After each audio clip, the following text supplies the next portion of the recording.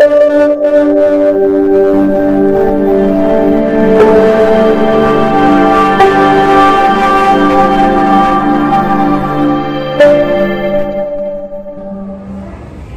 मित्रांनो, मी रणदीप कदम आज पुन्हा एकदा नवीन व्हिडिओमध्ये तुमचं स्वागत करतो।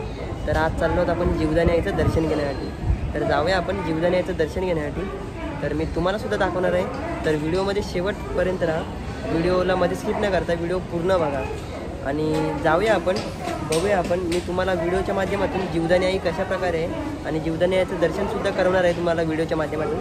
तर व्हिडिओमध्ये शेवटपर्यंत राहा, चला जाऊया आपण। मी आलो आहे आता विरार स्टेशनला, नालासोपारा स्टेशनवरून मी आता विरार स्टेशनला आलो आहे आणि विरार स्टेशनला उतरून आता मी ईस्टला चाललो आहे आणि ईस्टला जाऊन रिक्षा पकडणार आहे। शेअरिंग आहे किंवा दुसरी काय आहे ते माहिती नाही, पण मी रिक्षा पकडणार आहे आणि चला तर जाऊया आपण, जाऊया ईस्टला उतरून, पकडूया रिक्षा आणि जाऊया आपण जीवदानी आईचं दर्शन घेण्यासाठी, चला। तर बघायला गेलं तर फायनल येऊन पोचलो आहे मी जीवदानी आईच्या पायथ्याजवळ आणि मी आलो आहे विरार। ईस्टला उतरलो आणि ईस्टला उतरून शेअरिंग पकडली। प्रायव्हेटसुद्धा भेटतात, पण प्रायव्हेट 100 रुपये घेतात आणि शेअरिंग फक्त 20 रुपये घेतात। तर मी आलो आहे शेअरिंगने आणि उतरलो आहे जीवदानी आईच्या पायथ्याजवळ आणि चाललेलो होतं आपण आता मंदिरामध्ये। तर जाऊया, चला घेऊया आपण जीवदानी आईचं दर्शन, चला। फायनली येऊन पोचलो आहे मी जीवदानी आईच्या पायथ्याजवळ आणि तुम्हाला होत असेल समोर जीवदानी आईचं दर्शन। तर जीवदानी आईच्या पायथ्याजवळ पोचल्यानंतर इथे जागोजागी दुकानं लागतात, म्हणजेच ओटीची दुकानं आहेत सर्व आणि इथून ओटी घेऊन जायचं असेल तर तुम्ही घेऊन जाऊ शकता। आणि हे जे तुम्ही पाहता इथे, तर जीवदानी आईला जाण्यासाठी इथे या लोकांनी म्हणजे पत्रे टाकून हे केलं आहे सावलीसाठी।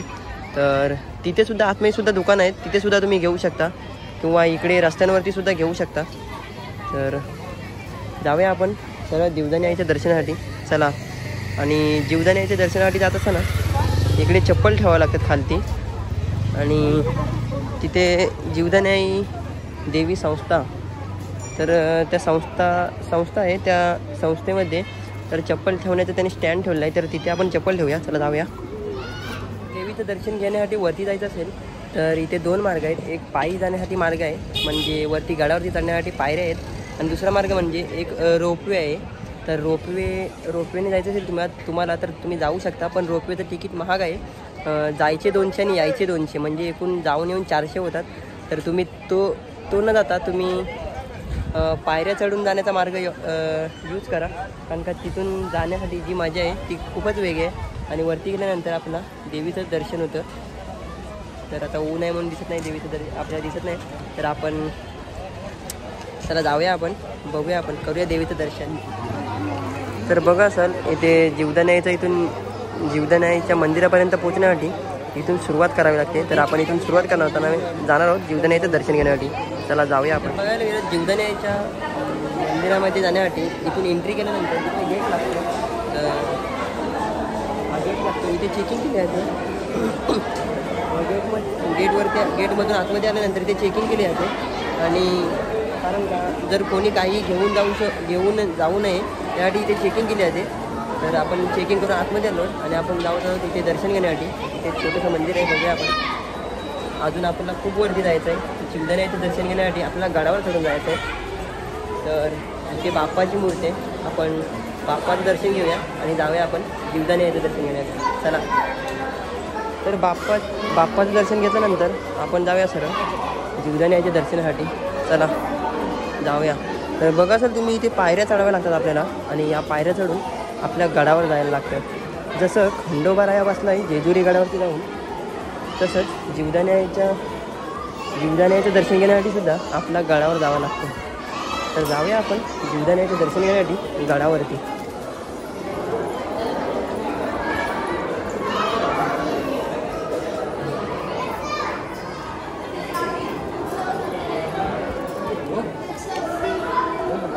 आणि मी तुम्हाला मागाशी म्हटलं होतं जीवदानी आईचं दर्शन घेण्यासाठी गडावर जाण्यासाठी इकडे जागोजागी दुकानं आहेत, शाल, श्रीफळ आणि म्हणजे ओटी म्हणतो आपण, ती ओटी घेऊन जाण्यासाठी इकडे दुकानं आहेत। तर या दुकानामधून तुम्ही ओटी घेऊन जाऊ शकता।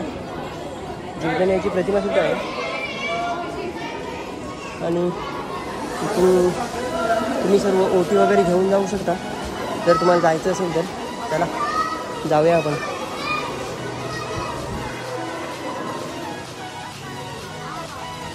बघायला गेलो तर जीवदानी आई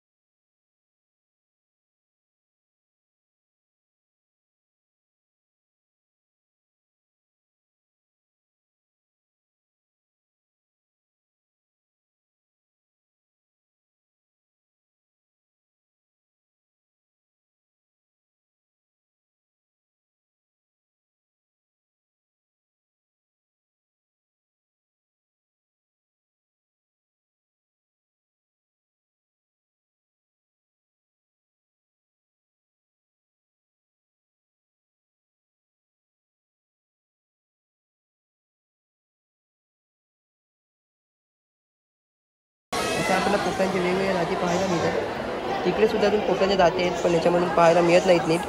तर चला जाऊया आपण पुढे.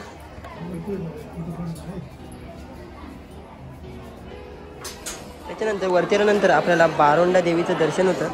बारोंडा देवीचं मंदिर आहे इथे बघू शकतो. बारोंडा देवीचं दर्शन होतं आणि बारोंडा देवीचं दर्शन घेतलं होतं आपण. आणि बारोंडा देवीचं दर्शन घेतल्यानंतर बघा सर इकडे गर्दी आहे. तरी आता खूप कमीच गर्दी दिसते. ज्या वेळेला आता कमीच गर्दी दिसते ज्या वेळेला सकाळ असते. ज्या वेळेला सकाळ लोक जास्त इथे येतात त्यावेळेला जी गर्दी असते ती गर्दी तुम्ही पाहू शकत नाही. इथे अक्षरशः उभं राहायला जागा नसते. तर मित्रांनो आपण जीवदानीचं दर्शन घेतलं आणि पाहिलं सुद्धा आहोत कशी गर्दी असते. आणि आता गर्दीसुद्धा एवढी नाही आणि कमीच आहे गर्दी. पण जीवदानीचे दर्शन आपण घेतलेलं आहोत. तिथे मोबाईल अलाउड नव्हता तरीसुद्धा मी तुम्हाला थोडक्यामध्ये जीवदानीचं दर्शन करायला आहे मोबाईलमधून. तर आजचा व्हिडिओ तुम्हाला कसं वाटलं आम्हाला कमेंट बॉक्समध्ये नक्कीच कळवा. आणि जर व्हिडिओ आवडले असेल तर व्हिडिओला लाईक शेअर आणि सबस्क्राईब करायला विसरू नका. आपण भेटू आता पुढच्या ब्लॉगमध्ये. आता बाय बाय.